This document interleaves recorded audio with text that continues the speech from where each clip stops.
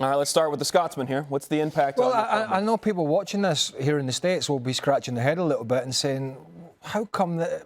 But they're so far behind with the rollout of the vaccinations, they aren't where we are. And so these COVID cases are more problematic. And, you know, that's down to how the governments handle it. That's nothing to do with the players. And so we're in these scenarios. Scotland based himself in England for this very scenario. I mean, how does that sound? Playing 2 games in Scotland, in Glasgow at Hampden, but base yourself in the north of England because the protocols in Scotland are a lot stricter. And if this had been a case where Scotland were based in Scotland, the whole squad might have to have isolated. So it's a blow for the young man. He had a fantastic game, only his 3rd cap at Wembley against England. He wasn't overawed. He's a super little footballer who's in the infancy of his career. But I think in the bigger picture, it's not a massive blow for Scotland because they've got some experienced players that can come in and play in the middle of the park. You speak of experienced players. I mean, Croatia's got so much experience, you could say they're over the hill. So, I mean, when you think about how these teams match up, we'll see how they play out. When you look at the standings here, just to make sure we're caught up, Czech Republic currently on 4 points. They're in first based on goal difference over England. Those 2 teams will play at Wembley. Croatia and Scotland, again, everybody in this group is capable of getting to that 2nd spot and advancing right out of it. Yeah, and I know Scotland has yet to replace the Burley goal as their goal of the Euros. Yes. They're the only team here who hasn't scored at the Euros yet.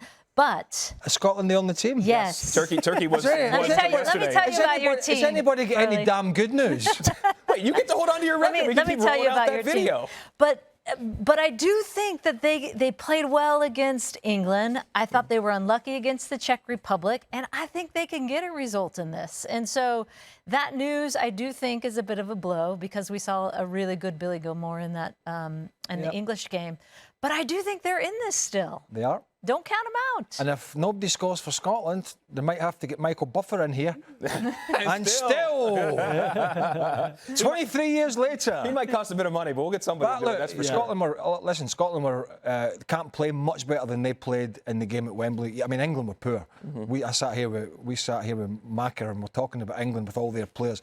They were poor, but Scotland did what they had to do. The problem is somebody's going to have to put that damn ball in the back of the net.